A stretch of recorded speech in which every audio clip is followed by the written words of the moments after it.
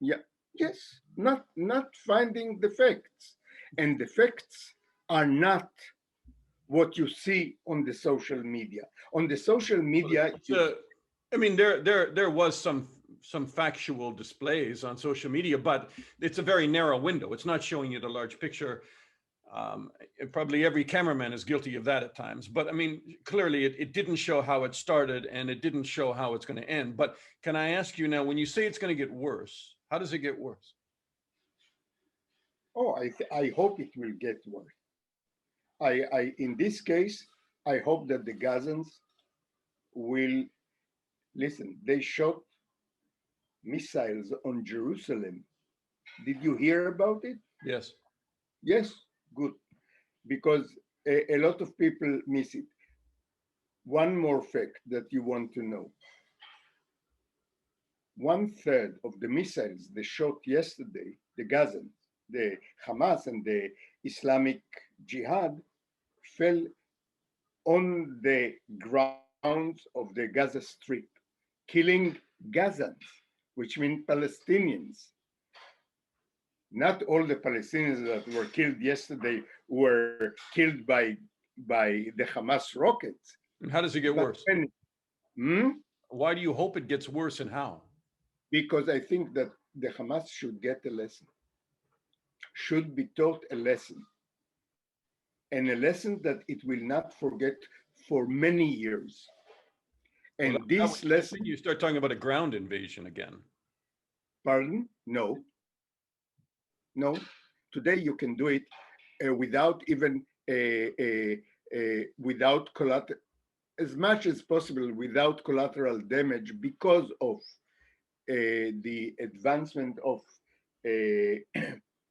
intelligence technologies and precise munitions. And I understand one or two things about these things. And I think that the evil people will get punished, and the not involved people will suffer as less as possible damage or casualties. You're talking about some kind of sustained air campaign with drones, etc., where they really lay siege to Gaza Not now. necessarily air campaign. There will be some munitions from the ground. But look at what happened in Azerbaijan, and you see that the land campaign, the ground campaign, was not the decisive thing. It was done by munitions from the air, from the ground, and in this case, in the Gaza case, it will be also from the sea. Yesterday, when I talked to you, the rocket fire hadn't started yet, and you told me on the telephone you thought this probably didn't have legs. It wouldn't last long because it was a conflict at that point just between Palestinians that were No, praying in Jerusalem and the police in Jerusalem. This is now entering a very different chapter. You believe that we're into a much more serious conflict now. yes, because the IDF explicitly says, I intend to keep going until I will reach my goals. And the goals are A, a, a taking as much as possible from the fighting capabilities of the Hamas and the Islamic Jihad. B, to prevent, to destroy all the infrastructure that enables the Hamas and the Islamic Jihad to rehabilitate their fighting capabilities. And three, to create a deterrence effect that will prevent them from wanting to go into the same escalation again. And there is a fourth target: not to lose the legitimacy that the international public opinion gives Israel to defend itself. Because yesterday Hamas crossed a real red line. It shot missiles on Jerusalem unintentionally, it gave an ultimatum to Israel that they knew that Israel cannot even think, which means to relinquish Jerusalem. Okay, and they shot salvos till now over 200 missiles to Israel. Luckily enough, and this is a new phenomenon too, 1/3 of those missiles fell into the Gaza Strip itself, killing Palestinians.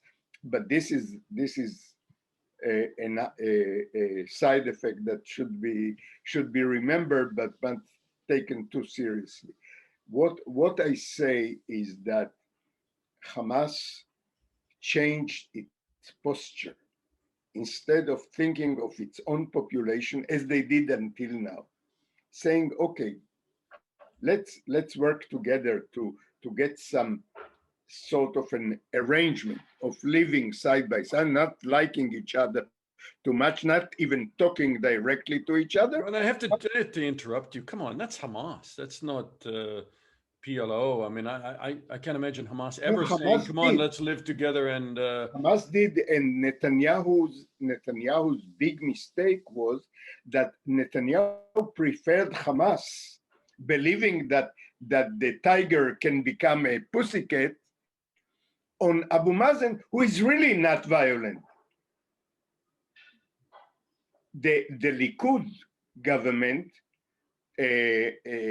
described Abu Mazen as a terrorist and violent guy, and Hamas as people whom you can talk. We even bribed Hamas, though not with Israeli money, but with Qatari money. Do you know it? Qatar used to send every month $30 million in a suitcase, cash, to the Gaza Strip, which Hamas paid to the low-income citizens that they had. They didn't take it as a... Well, that's why Hamas just keeps getting more and more popular, because I mean Netanyahu strengthens their hand at every turn. Exactly. I mean, even these rockets, even if they get beaten up by Israel now, they will still be seen to be standing up for Palestinians, both in the West Bank and in Jerusalem and in Gaza, and they will reap some reward from it. So short term, they'll feel pain, but it depends. Look, it's short time. I remember that in the beginning, I'll tell you a little story. In the beginning of the Second Intifada, which you remember probably as the suicide bomber Intifada. People horribly loaded in buses, in restaurants, everywhere. Horrible. And it was really horrible. Yeah. One day, a colleague of mine said, if they will go on like this for 2 more weeks, Israel will not exist anymore.